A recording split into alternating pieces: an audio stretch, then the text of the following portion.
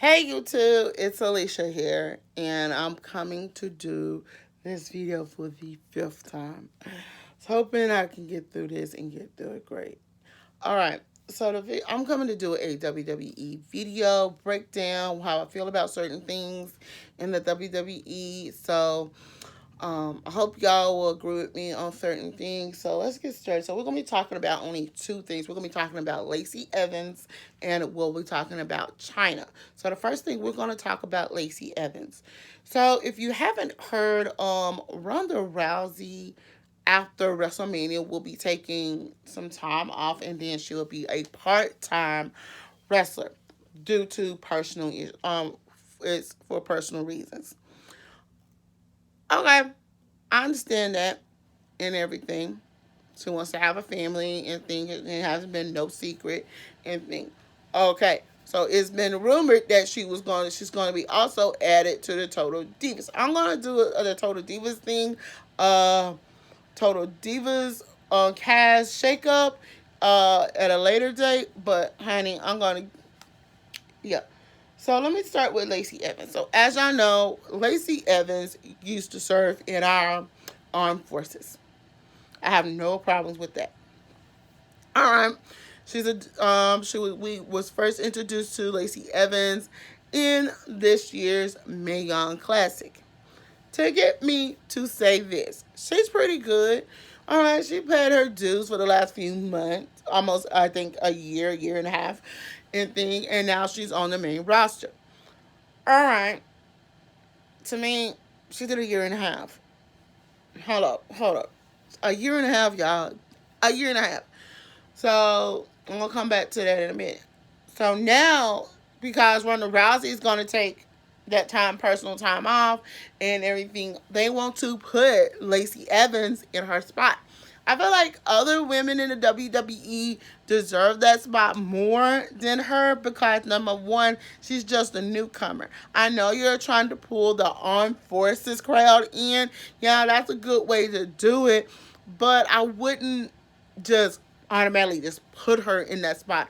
I will gradually, over a year's time, will gradually just feature her, feature her, feature her, feature her. Just do a feature, gradually feature her, get to about October, November, then heavily feature Lacey Evans. Because I feel like Lacey Evans do got some good moves and everything. But what I haven't seen in the past 2 weeks, the last 2 weeks on both Raw and SmackDown, is all she does is she comes out, her song plays, just like a lady, just like a lady. Yeah. And she walks around and she walks out. That's all she's been doing the last 2 weeks on both shows. So I don't think so. So let me just give you some ladies who probably could come into that, take that spot. That's excluding, and I'm telling y'all, excluding Nia Jax, because you know Nia Jax is going to be considered for be up in that position regardlessly. So you're gonna have the four women that's gonna automatically be there, in that top spot in the company for the women's division. Oh, Charlotte Flair. Y'all already know how I feel about Charlotte Flair at the moment. Becky Lynch and Asuka. It's the reason I said excluding Nia Jax is one, she's gonna automatically be considered for that. So let's just start with some women that should be considered for that top spot. Sasha Banks, Bayley, um, Mickie James, Natalia, Dana Brooks, Naomi, Carmella, Sarah Logan of the Riot Squad. Sarah Logan by herself. Let me just put it that way. Her. And I would probably say Lana. Those are my top 9. And those are some girls I consider being in that top spot. But if I could say anything, like my top 3 to give that to be in that top spot, I like to say Sasha Banks, because she has proven herself time and time again. She has the look, She has the look. She works hard. So why y'all would not, who would not want to push her? Dana Brooks, I've been saying time and time again, give that girl that opportunity. She could be your top female wrestler, and she could be your female wrestler that's kind of have that Joni Lawler, aka China personality to her. And Tom promised me she does have that. Last but not least, I would have to say Naomi. Naomi deserved that top spot. Now, if I could say a wild card, I will say Sonya Deville. And that's just all I have to say. It would be Sonya Deville, y'all. But okay, and the question of the day with that, if you can put anybody in that top spot at the moment, who would it be? Okay, let's get on to WWE Hall of Fame.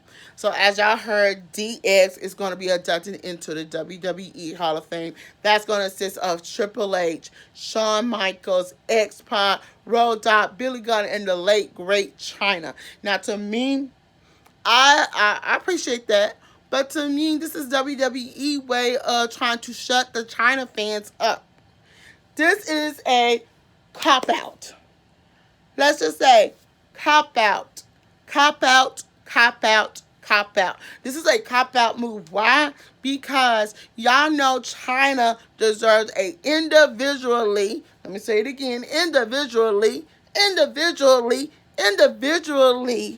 induction into that WWE Hall of Fame. This is your way trying to shut us up.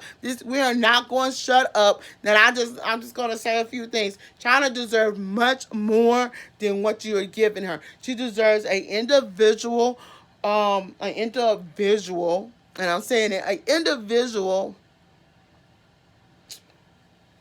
WWE Hall of Fame induction. She should be inducted by all the great current female wrestlers in the WWE on Raw, SmackDown, and NXT, and in development.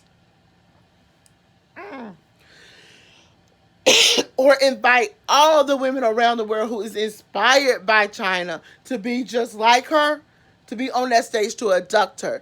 Because it is no way I am going to accept, I will accept her membership as as DX, a member of that induction, but I won't. This is not going to settle this is a cop out move to make us shut up about we want an individual Chyna,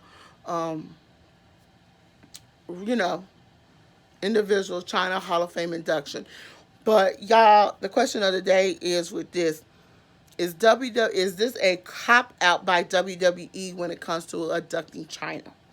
That is all I have time for, y'all. Until then, I'm Alicia. Don't forget to thumbs up this video, comment below, and subscribe.